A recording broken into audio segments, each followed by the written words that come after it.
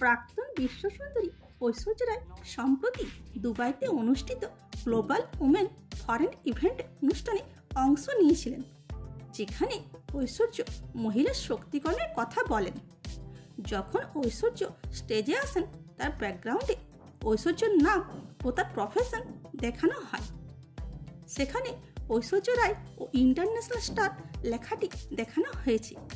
তার ঐশ্বর্য রায় বচ্চন থেকে সারনেম বচ্চন বাদ দেওয়া হয়েছে।